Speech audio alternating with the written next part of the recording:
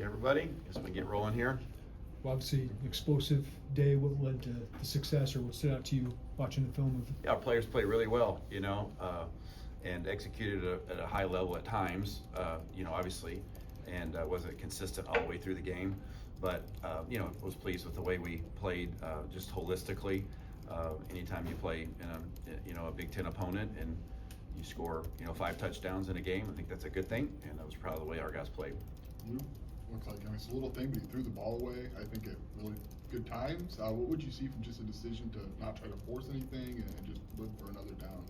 Yeah, I think that's his job, to do that. And this deep into his career, I think he understands, how to, when to take risk, or which doesn't do very often, and when to, just move on to, even if it's a punt, like we want to end every drive with a kick in some capacity, and we did that we were able to do that on Saturday in regards to just, taking care of the football. So I thought he did a nice job in those moments and those decisions that he needed to move on, whether it was on first down or third down. I thought he played a good game, competed hard, made some really critical throws at some really critical times. 2 third down conversions that were huge, third and long conversions to Cap, the one he threw to Cap, and then the one that Pat and him connected on were huge moments in the game for us. And those guys just stepped. We protected extremely well in those moments. We ran really detailed routes, and man, it was really good to see, because those both directly resulted in touchdowns for us, and were huge factors in the game. Coach Josh McCray kind of quietly has become quite a player for you.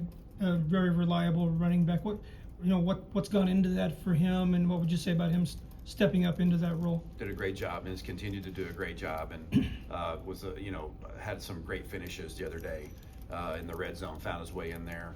Obviously 3 different times too. All 3 of them were relatively short runs, but really good runs too. Like the first one, I think it was a 9-yarder.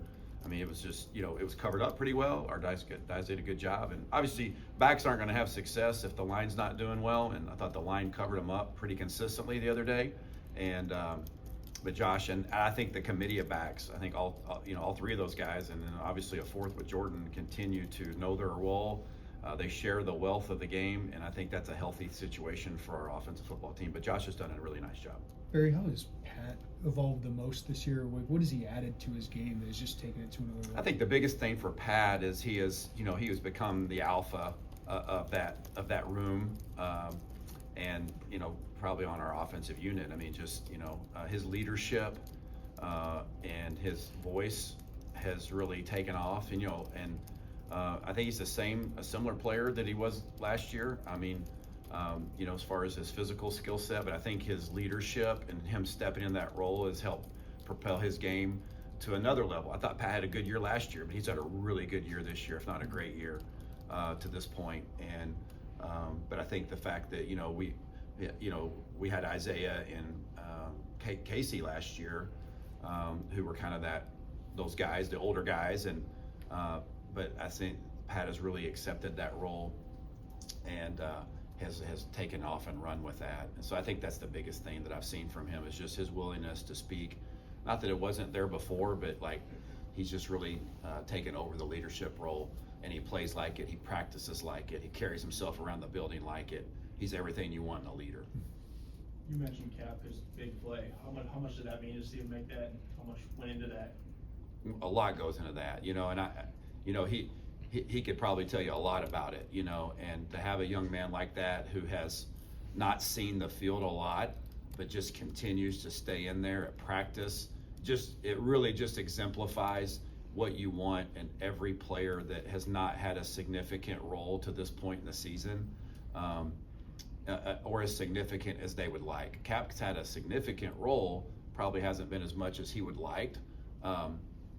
But he has continued to work, and when his moment came, in a very huge moment of the game the other day, he ran a great route, finished it, stepped, and to get the first down, and it didn't show up in the box score other than a 1 catch for 16 or 17 yards, but it was a huge moment in the game, and really proud of him. And there's others that have taken advantage of their moments like that similarly, but that really jumped off to me on Saturday because of the significance it played into it resulting in a touchdown. Coach, you've got your own stuff going on, but did you see Tommy DeVito going to start this coming Sunday. Your thoughts on that, and then the other part is that could you see Luke at some point being that kind of guy? Yeah, I The did next see guy? that. I did see that. Art told me about that, and so course. what can I can say is that most of we'll be pumped for him, for his opportunity, and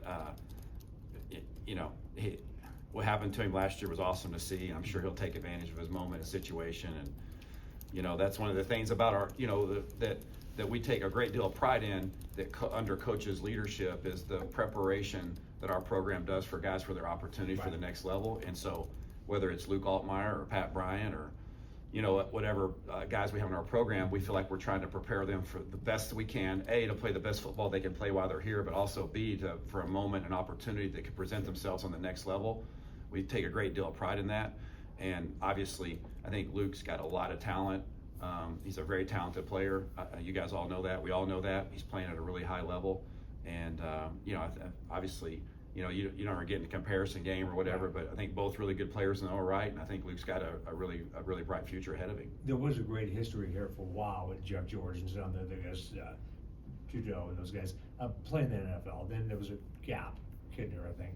Now you got the chance to maybe have a couple more, 2 or 3. I assume that helps you in every level, right? Well, sure, yeah, in all positions, right? Right, But specifically about that one, Right. yeah. I mean, that's awesome to have Tommy there, and we had him for a year and felt like he had a really good year while he was here and helped propel us to a really good, a good season. And I think that's always a good reference point for recruits at that position to say here, obviously most people are familiar with Tommy, and John last year got a great had a good opportunity all the way through camp, and may have more opportunities coming forward for him as he hangs in the business a little bit. So, yeah, that's always a positive thing. I know we've talked a lot about the running back by committee approach that you guys have, but how do you guys, can you walk us through how you go about maybe designating how many opportunities in a game a guy gets? Yeah, I mean, there's some obviously some thought and detail about what we're calling in relation to who's in the game, because they certainly have strengths that are a little bit more focused than maybe another guy comparatively, like where they are in their scale as far as their development and those types of things. And I think I know Thad does a great job of managing that, and we put some time and consideration into, hey, I'll give him a heads up about what I'm about to call or what, and there's certain calls that Thad recognizes and hears and knows who we need in there or what we need in there. But we have, at the end of the day, we have confidence in all 3 of those guys, and I would be remiss if I didn't include Jordan in that, because it's true about Jordan.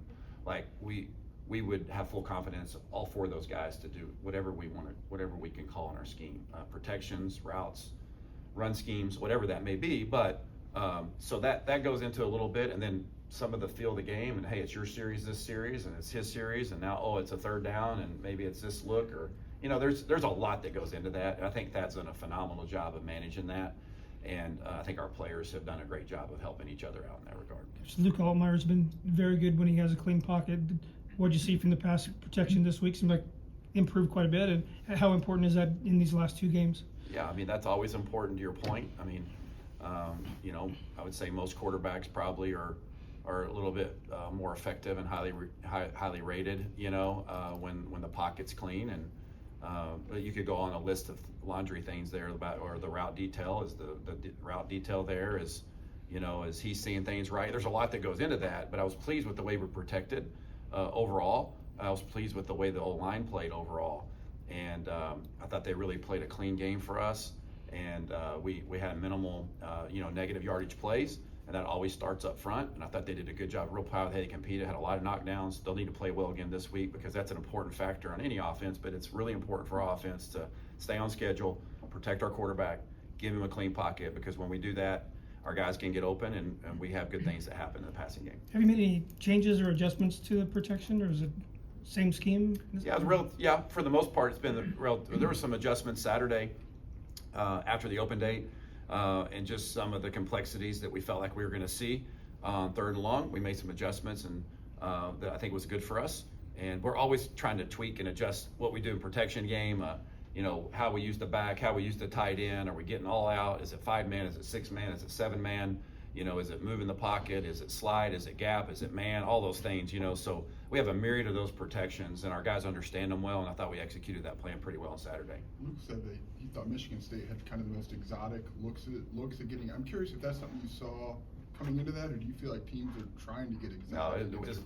we knew that was coming, and they had shown it previously, and yeah, I mean, every week you get into that situation. Number one, you got to minimize, you know, how many times you get exposed to those moments, right? And so we did a fairly good job of that the other day. I think our average distance for third down was like 5.5 yards, maybe 5.8, just around six yards, you know, and which is a lot more manageable than it is when it's 3rd and 8. And I'm not pleased with it being 6. It needs to be lower than that, but.